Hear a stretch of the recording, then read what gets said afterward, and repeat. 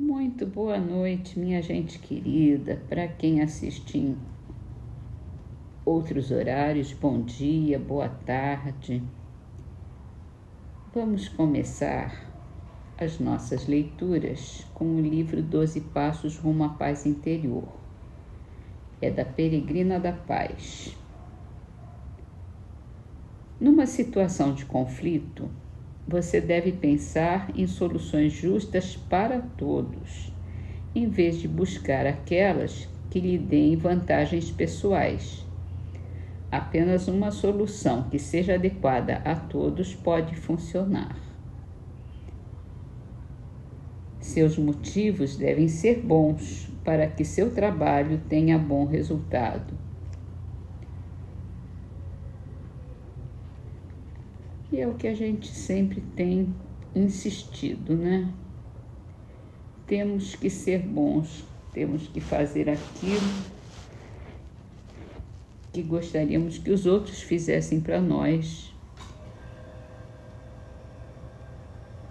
e ter o amor acima de tudo. No Livro dos Espíritos, Kardec pergunta se os espíritos costumam se intrometer em nossos prazeres e ocupações. E o espírito de verdade responde: os espíritos vulgares, como dizem, costumam. Esses os rodeiam constantemente e com frequência tomam parte muito ativa no que fazem, conforme suas naturezas. Cumpre que assim aconteça, porque para serem os homens impelidos pelas diversas veredas da vida, é necessário que se lhes excitem ou moderem as paixões. E Kardec faz uma nota final. Os espíritos se ocupam com as coisas deste mundo conforme o grau de elevação ou de inferioridade em que se achem. Os espíritos superiores dispõem, sem dúvida, da faculdade de examiná-las nas suas mínimas particularidades, mas só o fazem na medida em que isso seja útil ao progresso. Apenas os espíritos inferiores ligam uma importância relativa a essas coisas, pelas reminiscências que ainda conservam e pelas ideias materiais que ainda não se extinguiram neles. E isso a gente tem plena certeza, né? Muita informação sobre isso, como os espíritos estão constantemente nos acompanhando. Os bons estão para nos ajudar e os vulgares, como eles dizem aqui, os de menos adiantamento, eles podem estar para tirar algum proveito próprio para eles ou para se divertir, ou mesmo aqueles espíritos familiares que ainda não evoluíram, ainda não conseguiram sair dessa dimensão, que se sentem presos às nossas preocupações também. E aí eles podem tanto ajudar quanto atrapalhar, porque como eles ainda não têm adiantamento, eles vão interferir, às vezes, de modo ruim para a gente, tentando ajudar, mas ou com ciúme, ou querendo fazer alguma coisa que não é própria para um espírito já desencarnado, né? Então a gente tem que pensar neles com muito carinho para que eles encontrem a paz,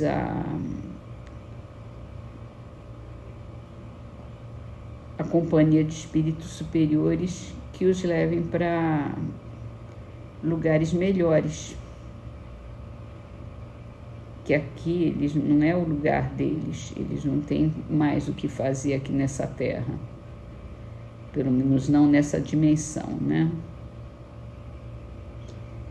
Então é bom que eles procurem estudar, procurem os lugares onde eles possam auxiliar de verdade. No livro A Gênese, no capítulo dos milagres do Evangelho, das curas, hoje a gente fala sobre o paralítico da piscina. É uma passagem que está em João, capítulo 5, versículo 1 a 17. Depois disso, tendo chegado à festa dos judeus, Jesus foi a Jerusalém. Ora, em Jerusalém havia a piscina das ovelhas, que se chama em hebreu Betesda, a qual tinha 5 galerias, onde em grande número se achavam deitados doentes, cegos, coxos e os que tinham os membros ressecados, todos à espera de que as águas fossem agitadas, porque o anjo do Senhor, em certa época, descia àquela piscina e lhe movimentava a água, e aquele que fosse o primeiro a entrar nela, depois de ter sido movimentada a água, ficava curado, qualquer que fosse a sua doença. Ora, estava lá um homem que se achava doente havia 38 anos. Jesus, tendo-o visto deitado e sabendo-o doente desde longo tempo, perguntou-lhe: quer ficar curado? O doente respondeu: Senhor, não tenho ninguém que me lance na piscina depois que a água for movimentada, e durante o tempo que levo para chegar lá, outro desce antes de mim. E Jesus lhe disse: levanta-te, toma teu leito e vai-te. No mesmo instante o homem se achou curado, tomando seu leito, pôs-se a andar. Ora, aquele dia era um sábado. Então os judeus disseram ao que fora curado: não te é permitido levar o teu leito. O homem respondeu: aquele que me curou disse: toma o teu leito e anda. Eles então perguntaram: quem foi que te disse isso? Toma o teu leito e anda. Mas nem mesmo o que fora curado sabia quem o curara, porque Jesus se retirara no meio da multidão que lá estava. Depois, encontrando aquele homem no templo, Jesus lhe disse: veja que você foi curado, não torne de futuro a pecar, para não acontecer coisa pior. O homem foi ter com os judeus e lhes disse que fora Jesus quem o curara. Era por isso que os judeus perseguiam a Jesus, porque ele fazia essas coisas em dia de sábado. Então Jesus lhes disse: meu Pai não cessa de trabalhar até o presente, e eu também trabalho incessantemente. Aqui vem o comentário. Piscina, entre os romanos, era chamado os reservatórios ou viveiros, onde se criavam peixes. Mais tarde, o termo se tornou extensivo aos tanques destinados aos banhos em comum. A piscina de Betesda, em Jerusalém, era uma cisterna, próxima ao templo, alimentada por uma fonte natural cuja água parece ter tido propriedades curativas. Sem dúvida, era uma fonte intermitente que, em certas épocas, jorrava com força, agitando a água. Segundo a crença vulgar, esse era o momento mais propício para as curas. Talvez que, na realidade, ao brotar da fonte, as suas propriedades fossem mais ativas, ou que a agitação que o jorro produzia na água fizesse vir à tona a vasa salutar para algumas moléstias. Tais efeitos são muito naturais e perfeitamente conhecidos hoje, mas então as ciências estavam um pouco adiantadas e a maioria dos fenômenos incompreendidos se atribuíam a uma causa sobrenatural. Os judeus, pois, tinham a agitação da água como devida à presença de um anjo, e tanto mais fundadas lhes pareciam essas crenças, quanto viam que naquelas ocasiões a água se mostrava mais curativa. Depois de haver curado aquele paralítico, Jesus disse: para o futuro não tornes a pecar, para que não lhe aconteça coisa pior.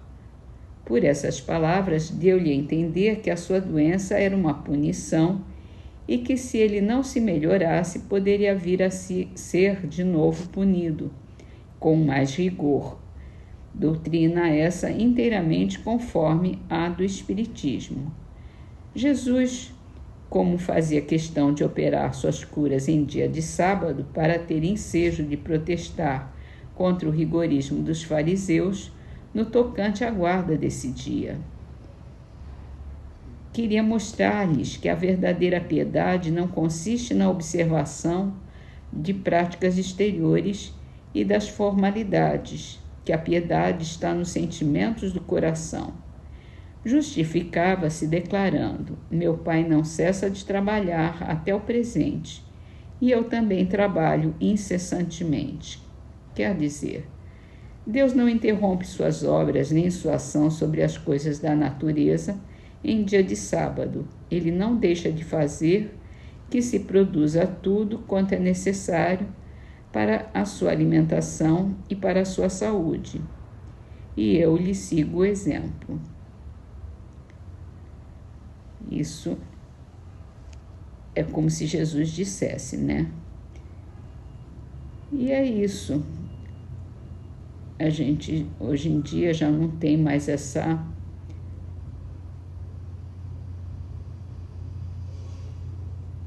veneração por um dia, né? Mesmo no dia de... Hoje em dia, o dia de descanso é o de domingo, e esse dia não é proibitivo para nada. Isso tem a ver com a propagação do cristianismo mesmo. Mas é uma coisa bastante interessante, né? Jesus aproveitava, inclusive, aquelas ocasiões. E é interessante pensar quantas pessoas que tinham ali em volta daquela cisterna querendo se curar, e só um é que Jesus deu essa bênção, né?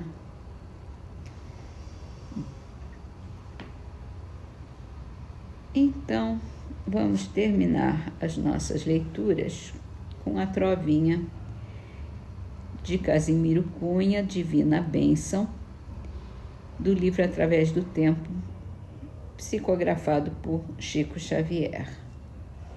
Calúnia, maledicência, que a treva não te degrade, estende na sombra em torno a bênção da caridade.